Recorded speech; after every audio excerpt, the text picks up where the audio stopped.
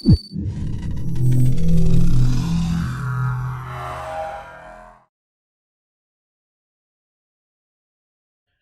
to the Wrestling Replayers. CATO here with the Smackdown Replay of the Week.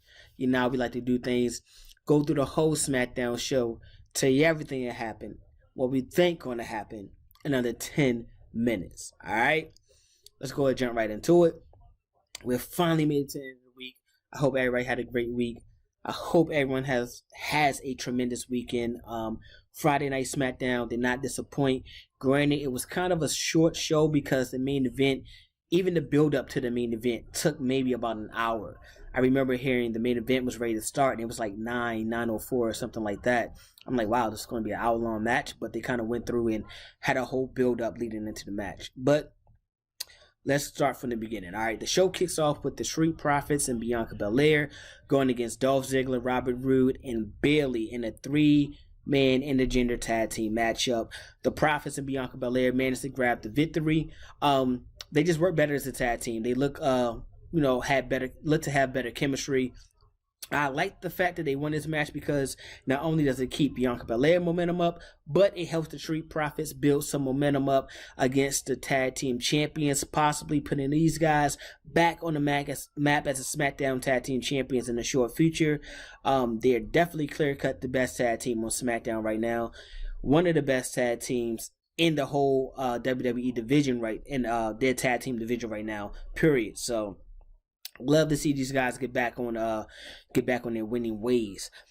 Speaking of tag team champions, we also got to see the women's tag team champion Shayna Baszler and Nia Jax go against Natalya and Tamina, where they actually got defeated.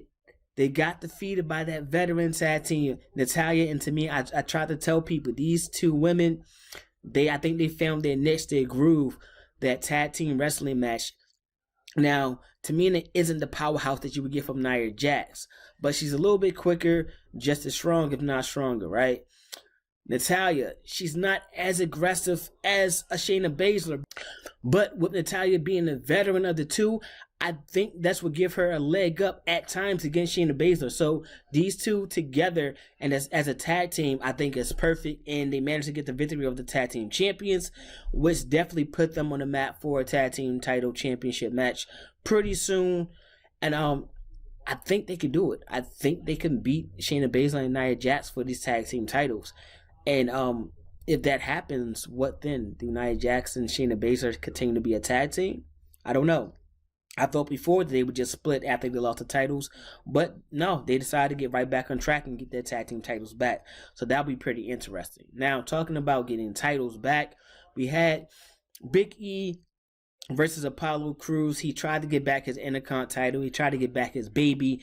Granted, he did win the match against Apollo Crews, but it was due to disqualification from Commander Aziz. I believe I'm saying that right. Commander Aziz, he pretty much pulled Big E out when he was ready to close out and regain his title, right? That's how it was looking anyway. Now, after the match, things got really interesting. You had Kevin Owens come out. He wanted even the score with Apollo Crews and Aziz. You had Sami Zayn come out to actually help Apollo Crews. But when Sami grabbed his Intercontinental title to give it back to Apollo, there was a little switch that clicked in Sami's head thinking, hey, I used to be the Intercontinental champion and I had a pretty good run. I think Sami's thinking about, trying to get himself weasel his way into an Intercontinental Championship match. Granted, Big E definitely deserves another title match. How will they go about this match? It can't be no disqualification. It can't be a regular match. I'm thinking you got to bring the cage down, or I'm pretty sure Apollo Crews will have some type of crazy Nigerian cage match or something like that. I believe they did the same thing before with the whole bamboo sticks and all that with the Great Khali. But nonetheless, they need something like that to be able to keep all these parties outside of the ring. And if you're not going to keep them outside of the ring, then hey, make it a fatal 4-way and bring them all inside of the ring and do it that way. We also got to see probably the best match, the best main event in SmackDown history. If not the best, definitely the biggest, right? You had Roman Reigns going against Daniel Bryan. Championship versus career sorter. Daniel Bryan, if he loses this match, he cannot appear on SmackDown ever again, which is fine to me because with him losing the match like he did, he'll be able to now go to Monday Night Raw and possibly challenge Bobby Lashley for that WWE title. Honestly, me being selfish, I would love to see Daniel Bryan actually go down to NXT, because he would mesh so well with a lot of the talent down there, and they would have some really great matches going on in NXT if he decided to just, drop down and, well, not drop down, because NXT honestly is on the same level as all the other shows. Just move over to the NXT brand. I think it would be great. I would love to see him and Cross and Ballard and Cole, and man, I mean, the list goes on, right? NXT has a lot of great talent down there, so we got to see what's next for Daniel Bryan. He did not get the job done. Roman Reigns managed to choke him out with that guillotine. The Tribal Chief is still on top. Now what's next for Roman Reigns? Cesaro. We have to see if Cesaro can finally be the one to dethrone Roman Reigns from the head of the SmackDown roster. I don't know, man. I don't know. I would love to see it, but I just don't think Cesaro is going to be the guy to be able to knock off Roman Reigns. Cesaro was the guy I wanted to see get one single title push. When he first came out of the tag team with Tyson Kidd, I thought, hey, Cesaro is going to be primed for a nice single run. And he did have a few, moments here and there, but never really quite hit that mountaintop, that peak, that long run like I thought that he should have gotten. Now with him being able to challenge for the WWE title, well, for the Universal title, I don't think he'll get the job done, but I like the fact that, hey, at least he's being acknowledged as one of those guys that should be challenging for, the world titles, the Universal titles, the Intercontinental titles, and things like that. So that's on a good note. Now, like I said, SmackDown was a pretty short show as far as wrestling went, but it was still a pretty good show as far as every match that we got. I enjoyed every single match that we got. And the main event was awesome. The main event was pay-per-view quality match on WWE. That's not something we're used to getting into WWE, but we've seen it happen every so often on Raw. They would give us, the Bobby Lashley and the Drew McIntyre, the Randy and Drews and stuff like that. So to get this Roman Reigns and Daniel Bryan match for the Universal title on SmackDown, that was pretty cool. But I don't know where Daniel goes from here. So I would love to hear what you guys think. What do you think about Daniel Bryan actually losing this match and no longer being on SmackDown? Where do you think he'll go? Straight to the Raw brand?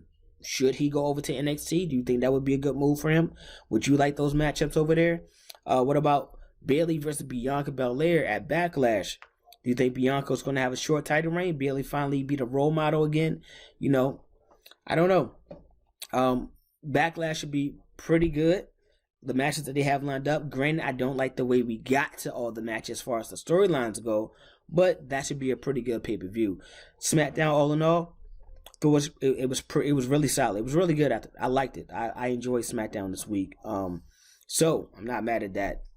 What do you guys think about Natty and Tamina? Do you think they'll be tag team champions for the women's division? You think Big E's gonna finally get his baby back? It's gonna be it's a lot. I like SmackDown right now better than Raw. It's a lot going on with the SmackDown brand and stories being events. You know what I'm saying? Raw, I feel like everything is being rushed, and SmackDown, I feel like everything's slow rolling, and it's just producing a better product overall. So let me know. Leave a comment down below, DM, anything that's on you guys' mind with the SmackDown. What do you guys think is going to happen at the pay-per-view, at Backlash? And make sure you hit that like, subscribe, turn on your notifications, so every time I drop a video, of course, you get notified. Once we reach 100 subscribers, we are going to go and start our giveaway. You have to be following the Wrestling Replay Instagram page to even get entered into the contest. All right, it's going to be completely random, so it's not like you have to do like a lot of crazy stuff or anything like that. It's pretty much just showing my appreciation to all of you guys who are following, subbing, listening, thumbs up, thumbs down, whatever you like it or not, DMs and everything. So my appreciation to you guys. Now, that was your SmackDown Replay of the week. I'll be back next week. We got a lot more stuff to get into. All right, I'm CATO, signing out. Peace.